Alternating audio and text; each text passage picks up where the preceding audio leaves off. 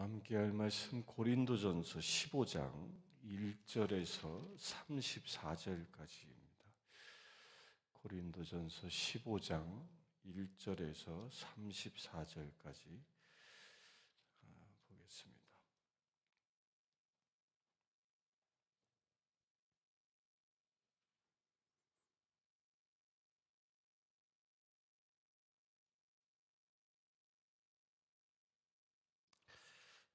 절과 2절을 먼저 보겠습니다. 형제들아, 내가 너희에게 전한 복음을 너희에게 알게 하노니 이는 너희가 받은 것이요 또 그 가운데 선 것이라.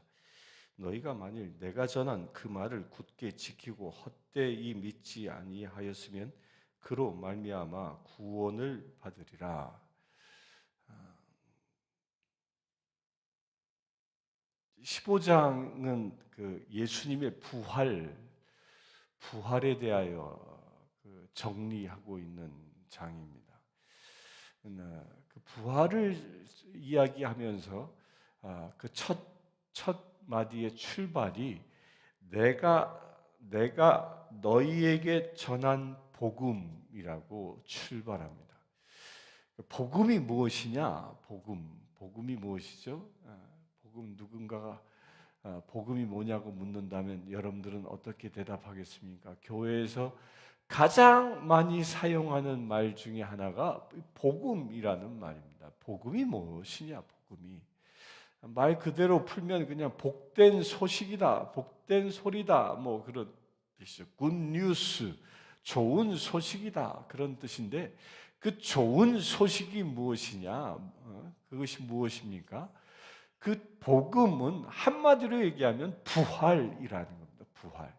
예수님께서 사망 권세 꺾으시고 사흘 만에 부활하셨다. 이것이 복음의 가장 핵심입니다. 따라서 복음에 부활 신앙이 빠진다면 그건 복음이 아닌 겁니다. 뭐 우스갯소리로 그런 얘기를 많이 합니다. 우리가 내 삶에 필요한 어떤 것들이 채워지고 기도의 응답이 이루어지면 그것이 복음이다라고 얘기합니다. 그렇게 얘기하는 것, 내 기도 응답이 이루어지고 나의 필요가 채워지고 이 세상에서 그 나의 삶을 인도해 주시는 그 여러 가지 그 사인들이 복음일 수 있습니다. 그러나 그것은 복음의 전부가 아닌 겁니다. 그 부활에 이르는 하나의 현상일 뿐이지 그 부활하시는 예수 그리스도가 살아계시다라는 하나의 현상이지 복음의 진수는 아니라는 거예요. 복음의 진수는 무엇이죠? 우리가 아무리 고난받고 역경 가운데 있어 심지어는 순교를 당한다 할지라도 그 고난을, 그 죽음을 넘어 우리는 부활하여 영생할 수 있다. 이것이 복음 중에 복음인 것입니다. 따라서 복음은 지금 현재 내 삶에서 그 완성되어진 게 아니라 진행형인 것입니다. 진행형. 마치 이 복음 부활 신앙은 하나님의 나라의 신앙과 동일한 것입니다. 내가 부활을 믿고 살아갈 때 나는 부활의 생명이 있는 것이고 그렇게 살아갈 때 내 육적인 생명이 다하여 무덤에 묻힌다 할지라도 그렇게 묻힌 사람은 죽은 자라 이야기하지 아니하고 잠든 자라 이야기하는 겁니다. 이것이 복음이라는 겁니다. 우리는 다시 살 소망이 있는 것입니다. 그것이 복음이라는 겁니다. 제가 상주교에 있을 때 호주에서 성공의 신부님이 이제 오셔가지고 우리 교회에서 컨퍼런스를 했는데 그분이 여러 나라에서 신부님도 오서 이제 컨퍼런스를 할 때 이제 그분이 와서 호주에서 오신 이 신부님이 이제 강의를 하는데 당신이 상처한 이야기를 하십니다. 사모님이 먼저 돌아가셨는데 그 사모님이 돌아가실 때 유언으로 마지막 말로 무엇을 했냐면 여보, 내가 죽으면 온 동네에 내가 무덤에 묻힐 때까지 온 동네 사람들을 초청해서 잔치를 베풀라고. 매일 밤 잔치를 베풀어서 함께 먹고 마시고 춤을 추고 그런 큰 파티를 내가 묻힐 때까지 그렇게 해달라고 그렇게 유언을 했습니다. 왜겠습니까?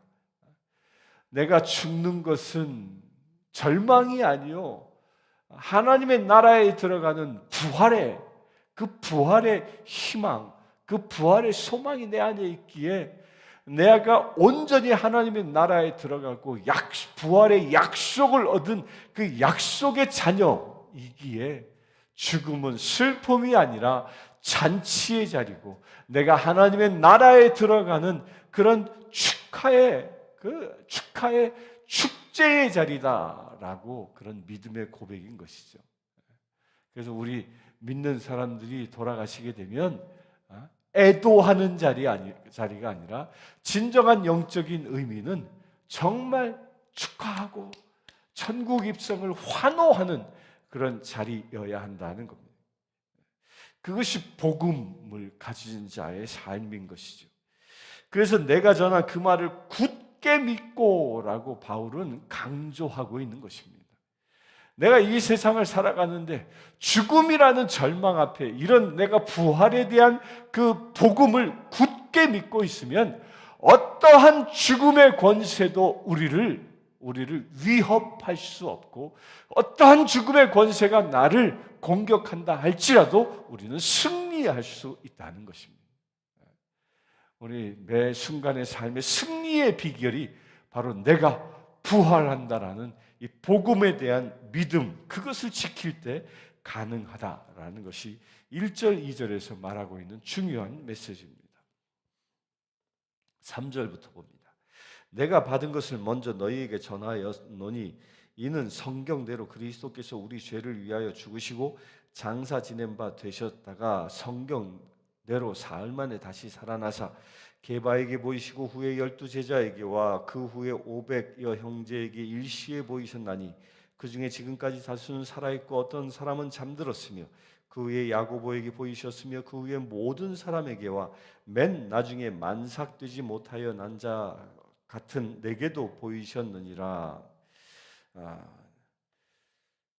3절에 내가 받은 것을 너희에게 전하노니, 내가 받았다라는 이 말은 갈라디아서 1장 11절과 12절에서도 같은 말을 쓰고 있는데, 내가 받았다 누구로부터? 바울은 예수 그리스도로부터 말씀을 받았다라고 그렇게 늘 선언합니다. 그 기간이 언제이겠습니까? 다메섹 도상에서 예수님을 만난 이후에 그가 3년 동안 그 아라비아 광야에 들어가 이 생활하죠. 그리고 나서 안디옥에 와서 이제 사도로 이제 활동하게 되어지는데, 그 3년의 기간은 신비의 기간입니다. 근데 그 신비의 기간을 지금 이 3절에 이렇게 표현하고 있는 거예요. 내가 받은 것을 먼저, 언제? 예수님께로부터 그가 말씀을 받고 말씀이 훈련되어졌다라는 겁니다. 이게 어떻게 가능하겠느냐? 이게 실제로 영적인 것이기 때문에 이게 어떻게 가능한 것이냐면, 바울은 바리새인 중에 바리새인이었습니다. 따라서 그때 당시에 존재했던 성경은 그의 머릿속에 완벽하게 암기하고 있었던 사람이었습니다. 따라서 그는 말씀이 그 안에 로고스가 있었던 사람이었던 거죠. 그가 아라비아 광야에 들어가 주님을 만나는 그런 하나님과 독대하는 시간 가운데에 로고스가 레마로 변화되어지는 훈련을 하게 되었는 겁니다. 이거는 현대에서도 똑같이 일어나는 겁니다. 저도 매일 새벽기도 말씀을 준비합니다. 말씀을 전날 준비할 때 바로 그렇게 주어진 말씀 이 로고스가 우리에게 나에게 주시는 레마가 무엇입니까? 그걸 하나님께 듣고 묻고 그 응답을 얻는 것이죠. 그렇게 내가 받은 말씀들, 그렇게 하나님의 계시로 감동으로 주어진 그 말씀들이 내가 받은 복음이라는 겁니다. 오늘 이 새벽을 통하여 여러분들이 듣고 계신 이 말씀이 제 입술을 통하여 여러분들이 받은 복음이라고 믿게 되길 바랍니다. 또한 여러분들이 오늘 말씀을 펼쳐 읽을 때에 그 말씀 구절들이 혹여 감동으로 온다면 그것이 바로 예수 그리스도께서 성령 하나님께서 여러분들에게 주신 복음이라고 믿으시길 바랍니다. 그런데 그 복음은 나 하나의 감동을 위해서 주신 것이 아니라 바울을 통하여 온 세계에 전하도록 하신 것처럼 나에게 감동으로, 말씀이 감동으로 레마로 나에게 주시는 이유는 나를 통하여 또 다른 사람에게 그 복음을 전하라고 나에게 감동으로 복음을 주신 것이라는 겁니다. 그래서 우리가 진정 복음을 받은 사람들은요, 가만히 앉아있지 못하는 겁니다. 누군가에게 내가 받은 그 감동을 전할 수밖에 없는 것입니다. 그래서 오순절날 성령이 임하자 베드로를 비롯한 제자들이 예루살렘 거리를 향하여 담대하게 나가 복음을 선포한 것처럼 여러분들 그와 같은 일이 일어나길 바랍니다. 어떤 복음? 부활의 복음입니다. 오늘 말씀에서도 그 부활하신 예수님이 개발을 비롯하여 맨 마지막에 바울 자신에게까지 예수님이 나타나셨다라고 증언합니다. 이 증언은 지금 우리에게도 동일하게 나타나는 것입니다. 말씀이 육신이 되신 그분이 지금 우리에게 말씀으로 오셨고 또한 그리스도의 영 되신 성령 하나님이 우리에게 임하셨다라는 것은 나도 지금 부활하신 예수님을 만나고 있다라는 것입니다. 이런 믿음을 갖게 되길 바랍니다. 9절 봅니다. 나는 사도 중에 가장 작은 자라 나는 하나님의 교회를 박해하였으므로 사도라 칭찬받기를 감당하지 못할 자니라. 그러나 내가 나된 것은 하나님의 은혜로 된 것이니 내게 주신 그의 은혜가 헛되지 아니하면 내가 모든 사도보다 더 많이 수고하였으나 내가 한 것이 아니요 오직 나와 함께 하신 하나님의 은혜로다. 그러므로 나나 그들이나 이같이 전파하며 너희도 이같이 믿었느니라. 이렇게 부활을 목격한 그는 원래는 사도가 될 수 없는 교회를 박해하는 자였으나 하나님의 은혜로 그가 사도 바울이 변화되어 하나님의 일을 감당케 하였다라는 겁니다. 사도 바울의 늘 고백하는 내용이 하나 있습니다. 다른 모든 사도들보다 더 많이 수고했다. 실제로 그랬습니다. 사도 바울이 움직인 행동 반경은 당시의 12사도들보다 훨씬 많은 거리를 다녔습니다. 그럼에도 불구하고 사도 바울은 뭐라고 얘기합니까? 내가 한 것이 아니요라고 이야기합니다. 이게 겸손인 겁니다. 누가 한 것입니까? 사도 바울에게 임하신 하나님이 하신 것이요라는 이 대고백입니다. 사도 바울은 늘 이런 고백을 합니다. 내 안에 살아계신 부활하신 예수 그리스도 그분이 행하신 것이지 사도 바울인 내가 행한 것이 아니다라는 대고백인 겁니다. 이것은 부활하신 주님과 동행하는 저와 여러분들도 동일한 고백이 매 순간 일어나야 하는 것입니다. 우리가 교회에서 봉사합니까? 주의 일을 감당합니까? 세상을 살아갑니까? 그 모든 은혜와 능력이 여러분들에게 나타납니까? 그 모든 것들은 내가 한 것이 아니라 누가 한 것? 예수 그리스도께서 하신 것이다 라는 이 고백이 일어날 수 있게 되길 바랍니다. 이렇게 이런 고백으로 교회를 섬기고 예배를 섬기고 봉사하고 사명을 감당하는 사람 보고 그런 사람을 보고 뭐라 지칭합니까? 겸손한 자라고 얘기합니다. 왜? 예수를 높이기 때문입니다. 그리하여 복음이 전파되어진다는 겁니다. 12절부터 봅니다.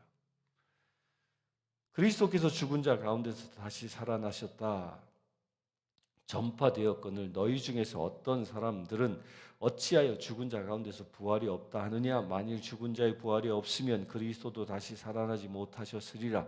그리스도께서 만일 다시 살아나지 못하셨으면 우리가 전파하는 것도 헛것이요 또 너희 믿음도 헛것이며 또 우리가 하나님의 거짓 증인으로 발견되리니 우리가 이미 그리스도를 다시 살리셨다고 증언하였음이라.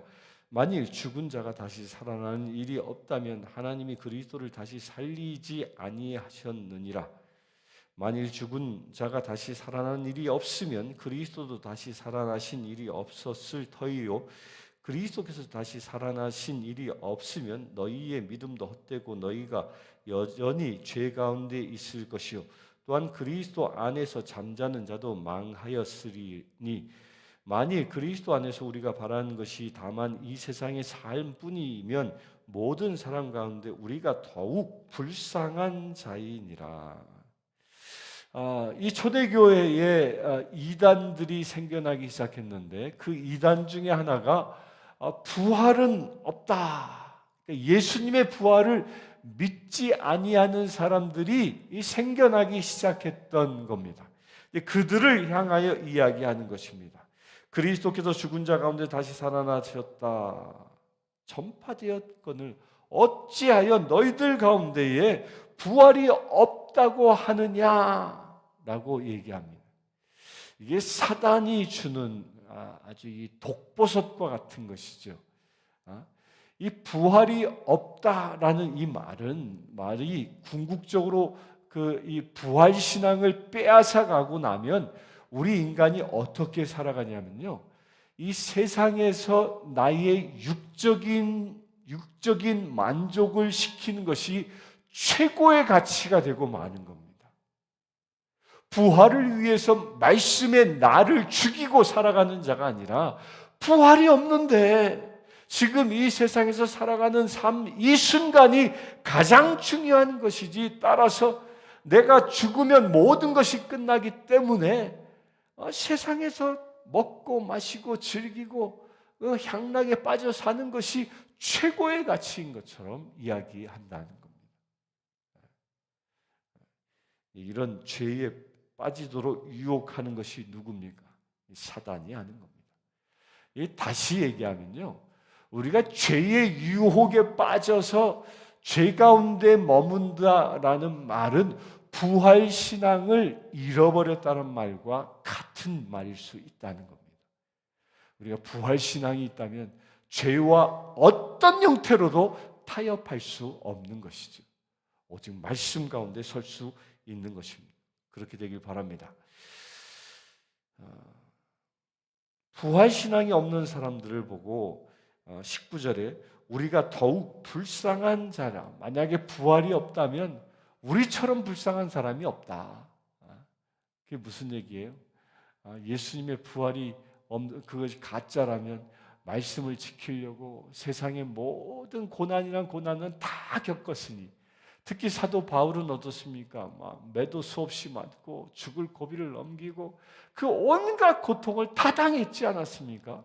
마지막에는 로마로 끌려가서 목이 잘려 죽는 그런 처참한 죽음을 당했는데 그 모든 것이 헛되다라는 것이죠.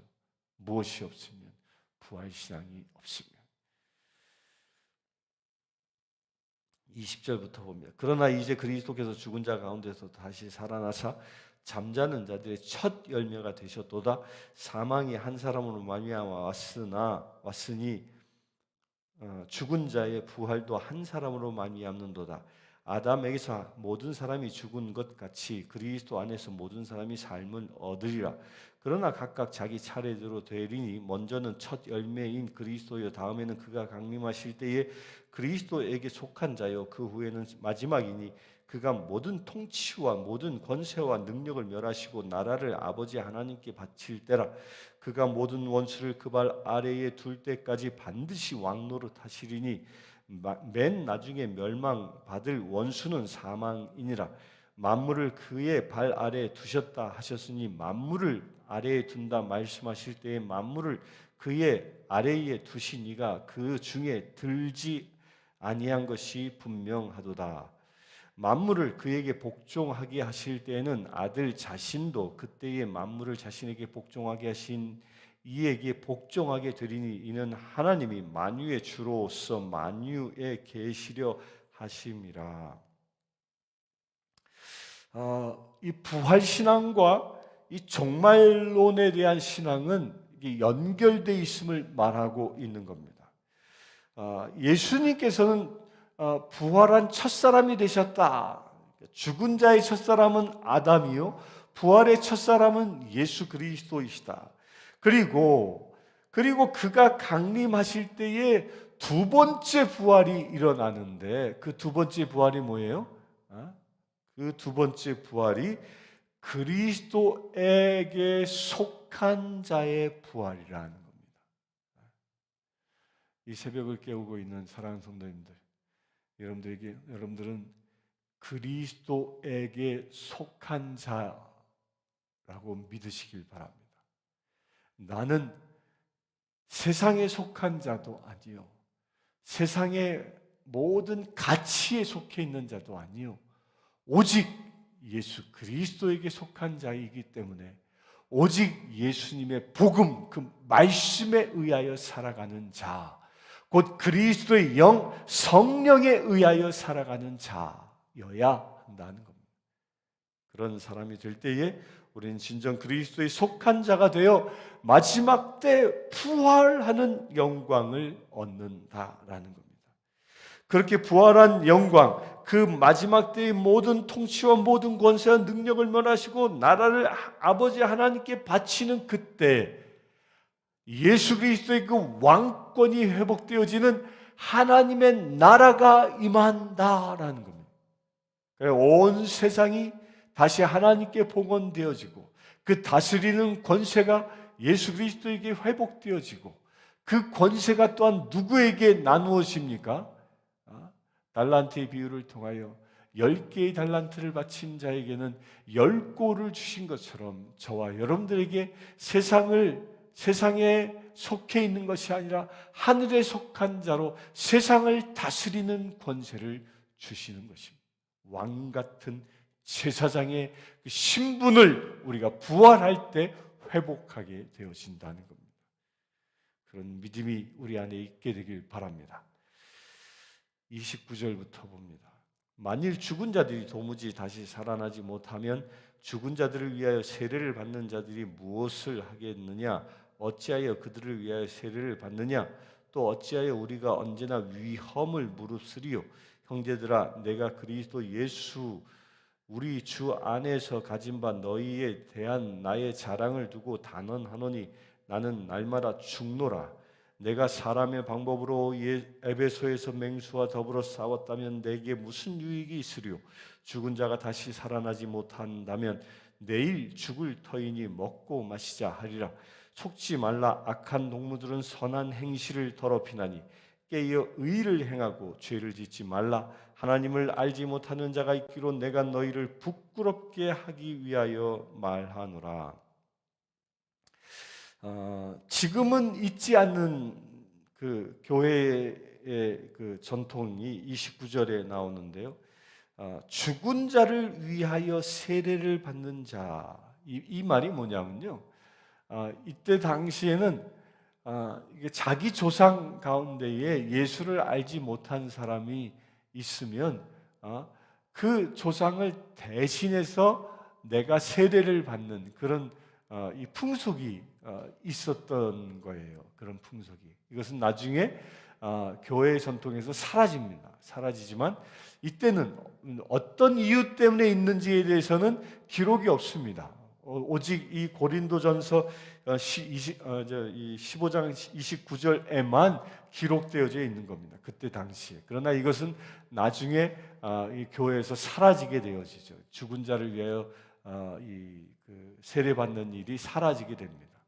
이게 나중에는 이게 면죄부를 파는 근거가 되기도 합니다. 교회가 타락함으로 인하여. 근데 이것은 비성경적이다 해서 교회의 전통에서 사라지게 된 이야기를 두고 얘기합니다.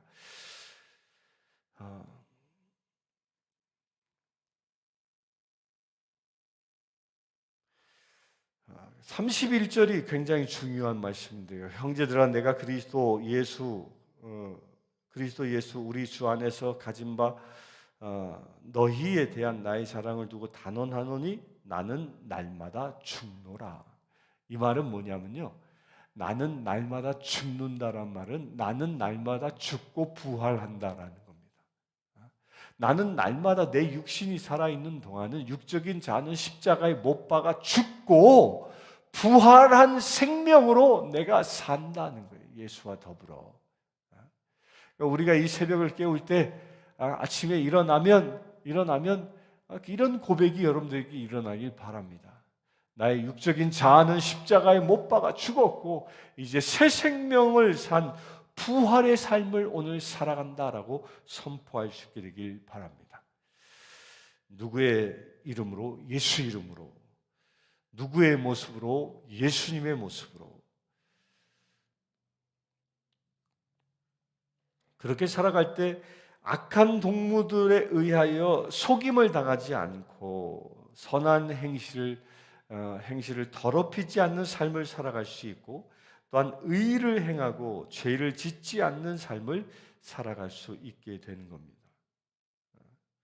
그래서 바울이 내가 너희를 부끄럽게 하기 위하여 말하노라. 어떤 자가 깨어 의를 행하고 죄를 짓지 말라, 하나님을 알지 못하는 자가 있기로. 그러니까 하나님을 알지 못하는 자, 이 말이 뭐냐면 부활신앙이 없는 자, 그런 자는 어떤 사람이라? 부끄러운 자라는 것입니다. 부끄러운 자. 사도 바울이 세운 교회에 부활신앙을 잃어버린 자가 생긴다면 사도 바울이 부끄럽게 된다는 말이기도 합니다. 오늘 하루를 살아가면서 내가 죽고 오직 예수님이 내 안에 부활하셨다라는 그런 믿음의 삶이 이루어지기를 이 시간 합심하여 기도하기를 원합니다. 또한 이 부활신앙이 나를 넘어 나의 형제 자매, 나의 이웃에게까지 부활신앙이 나를 통하여 전해질 수 있기를 소망하며 기도합시다. 주 아버지 하나님, 예수 그리스도께서 사망 권세 꺾으시고 사단마귀의 모든 권세를 꺾어버리시고 그 십자가의 죽음 가운데에 다시 부활하셨음을 우리가 보았습니다. 예수님이 부활하여 승리하신 것처럼, 첫 부활하신 예수 그리스도의 삶을 살아가신 것처럼 우리도 두 번째 부활한 삶을 살아가는 믿음의 새로 택하심을 감사합니다. 우리가 이 시간 고백합니다. 나도 또한 나의 육적인 자아를 저 십자가에 못 박아 죽었나이다. 이제 예수 그리스도의 그 새 생명, 부활의 생명으로 우리에게 임하여 주시옵소서. 내가 죽고 오직 그리스도가 내 안에 사는 놀라운 역사가 이 시간 예배하는 모든 심령들 가운데 이루어지게 하여 주시옵소서. 그래 아버지 하나님, 부활의 영광을 나타내는 거룩한 삶, 거룩한 지체 되게 하여 주시옵소서. 우리 주 예수 그리스도의 이름으로 기도드리옵나이다. 아멘. 지금 우리 주 예수 그리스도의 은혜와 하나님의 크신 사랑과 성령님의 감화감동 교통 치유하심이 이 시간 부활 신앙 가운데에 새 삶을 시작하는 주의 사랑하는 모든 지체들 위해 지금부터 영원토록 함께 하실지어다.